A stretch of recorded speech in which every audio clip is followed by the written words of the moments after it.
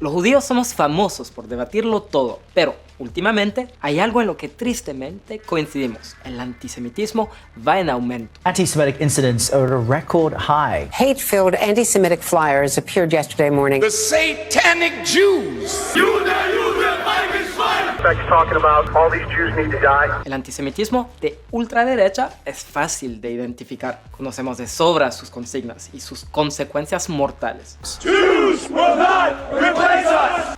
Pero ningún grupo está exento. Congresswoman Ilhan Omar under attack for anti-Semitic tweets. Este odio milenario no tiene afiliación política. Se infiltra donde lo dejen. Incluso en espacios que luchan por la justicia social puede aparecer el antisemitismo. Y como persona progresista, da miedo darse cuenta de que a veces el problema viene desde dentro. Disgusting kind of anti-Zionist things coming from the political left. From the river to the sea, Palestine will be free. Entonces, ¿cómo detectamos cuando este odio empieza a colarse en nuestros propios círculos políticos? ¿Y cómo lo frenamos?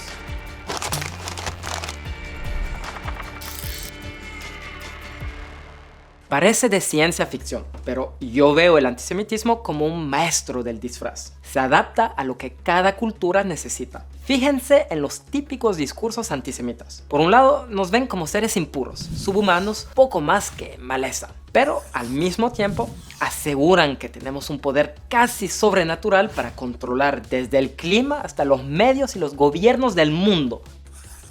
A ver si se deciden. Esa falta total de lógica interna es justo lo que lo hace tan peligroso. El antisemitismo puede ponerse el traje de cualquier ideología. Y sí, puede parecer exagerado, pero ¿cómo podría contaminar la lucha por un mundo más justo? No tiene por qué hacerlo. Si aprendemos a detectar los signos a tiempo, podemos arrancarlo de raíz y asegurarnos de que nuestras comunidades políticas sean seguras para todos. Pero hay que entender esto: ninguna ideología está completamente a salvo, porque este odio tiene una habilidad única para camuflarse en casi cualquier causa. Te doy un ejemplo. Paso mucho tiempo reflexionando sobre la identidad. Tal vez a todos nos pasa. ¿Quién soy? ¿Cómo encajo en este mundo? Encontré mucho consuelo al rodearme de personas empáticas y conscientes que se hacen esas mismas preguntas. Pero también a veces sentí mucho dolor, porque últimamente esas preguntas parecen haberse convertido en armas en manos equivocadas.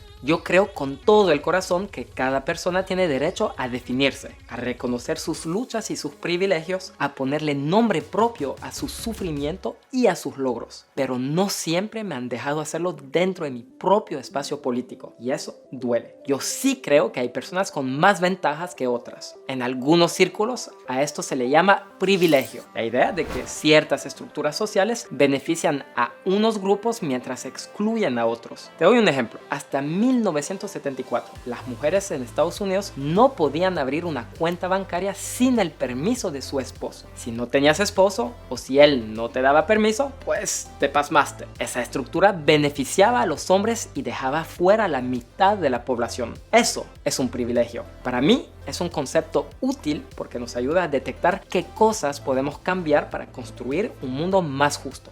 Entonces, ¿dónde está el problema? ¿Cómo algo tan esencial puede usarse en contra de los judíos? Como dije, no tiene por qué pasar y muchas veces no pasa. Pero cuando ese concepto se aplica de forma exagerada a grupos enteros, puede hacer daño. En algunos espacios se va a los judíos, una minoría diminuta y además muy golpeada por los crímenes de odio, como si fuéramos privilegiados por excelencia. Incluso se nos acusa de sostener estructuras opresivas. ¿De verdad? ¿Cómo llegamos a eso? Parece un salto enorme y sin embargo pasa. En 2020, durante un foro virtual organizado por la Universidad de Stanford, un grupo de racistas decidió hacer Zoom bombing. Básicamente, interrumpir la reunión con mensajes de odio. Inundaron el chat con esvásticas y insultos dirigidos tanto a personas judías como negras. Yo paso bastante tiempo en línea y sé lo horrible que es estar del otro lado de ese tipo de ataques. Pero el Comité de Diversidad, Equidad e Inclusión de Stanford decidió no enfocarse en el antisemitismo que acababa de ocurrir. Dijeron que eso desviaría la atención del racismo antinegro. O sea, que las personas negras son menos privilegiadas que las judías y por lo tanto merecen más atención. Esa forma de verlo ignora por completo que existen personas negras y judías, obligándolas a dividirse entre partes de su propia identidad. Hablamos de dos comunidades minoritarias atacadas por los mismos fanáticos racistas. Y sin embargo, Stanford decidió que solo una tenía derecho a sentirse insegura. La otra, por ser demasiado privilegiada, no merecía preocupación. Y eso pues me frustra muchísimo, porque ese tipo de enfoque hace dos cosas. Primero, convierte el concepto de privilegio en un juego de suma cero. Uno gana, el otro pierde. Y con eso nos quitan el derecho de definir nuestra propia existencia. En este caso, una persona judía dice: oigan, eso fue horrible para mí, ¿podemos hablarlo? ¿Y qué hace el comité? En vez de escuchar, lo ignora. Básicamente dice: tu experiencia vale menos porque eres judío. Peor aún, algunas personas incluso acusaron de racismo a los judíos que pedían que se hablara del antisemitismo. Lo repito, se acusó de racismo a personas judías por querer reconocer que los supremacistas blancos también los atacan a ellos. ¿No les parece raro? En el momento en que empiezas a definir por otros su identidad, su experiencia o su privilegio, como hizo el comité de Stanford, estás entrando en un terreno muy peligroso, el tipo de dogmatismo que puede alimentar el odio hacia los judíos. De hecho, hay espacios donde ya se ha llegado a decir que los judíos sostienen la supremacía blanca. ¿Cómo es posible que un grupo que es un blanco objetivo de los supremacistas también los esté respaldando? Quiero dejar algo claro: la raza es una construcción social bastante reciente, con una definición amplia y elástica. El concepto de blanquitud se inventó en Europa en el siglo XVII para justificar la esclavitud de africanos y la colonización de los pueblos originarios de América. Hoy se usa sobre todo para describir a los privilegiados, los que tienen poder, la mayoría. Aplicarle esa etiqueta a los judíos es bastante extraño. A lo largo de nuestra historia, nuestros vecinos se encargaron de dejarnos claro que éramos distintos. Sin importar el país, éramos ante todo judíos, siempre afuera de categorías como europeo o árabe.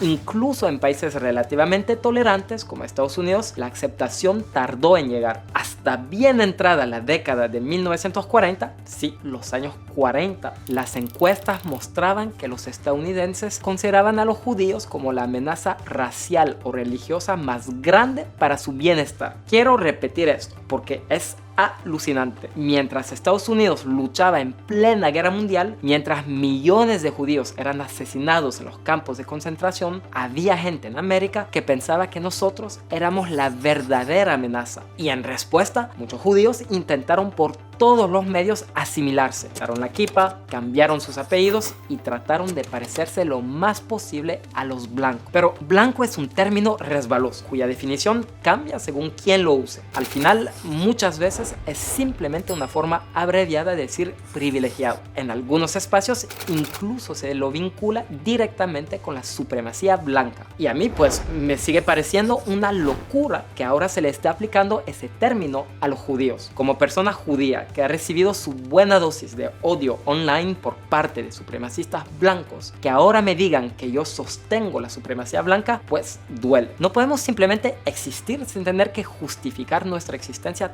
todo el tiempo. A veces la respuesta parece ser que no, especialmente cuando se nos imponen pruebas ideológicas para poder ser aceptados. Linda Sarsour, una de las organizadoras de la Marcha de las Mujeres, llegó a decir que no se puede ser feminista y sionista al mismo tiempo. O sea, que las personas judías tendríamos que elegir entre nuestra propia liberación y la liberación de las mujeres. Es una falsa dicotomía total. Por supuesto que se puede ser ambas cosas. O pensemos en lo que pasó con la Marcha Dyke de Chicago, que prohibió las banderas del orgullo con estrellas de David. La marcha se declara explícitamente antisionista y los organizadores dijeron que no querían activar a quienes ven a Israel como opresor. Es una postura dogmática y desalentadora que apunta directamente contra los judíos. O sea, a los pakistaní estadounidenses no se les exige que renuncien a Pakistán para ser feministas. A los cristianos no se les pide esconder sus cruces antes de sumarse a la lucha por los derechos LGBTQ+.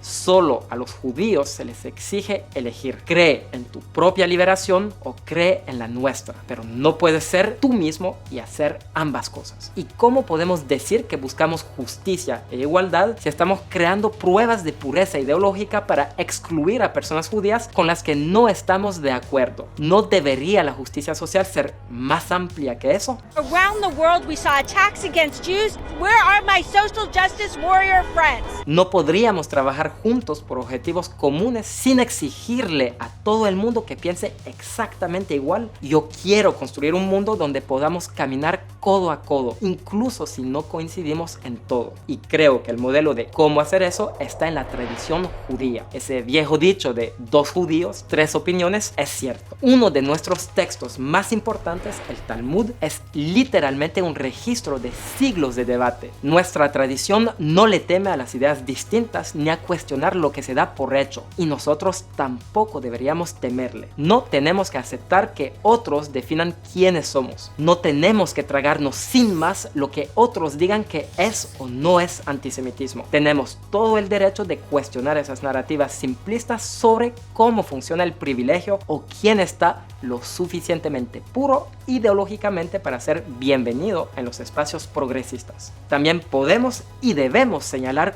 cuando una ideología, sea de derecha, izquierda o centro, está siendo usada en nuestra contra. Nada de esto es fácil y definitivamente no es divertido. Alzar la voz en soledad muchas veces significa exponerse a la crítica y al enojo.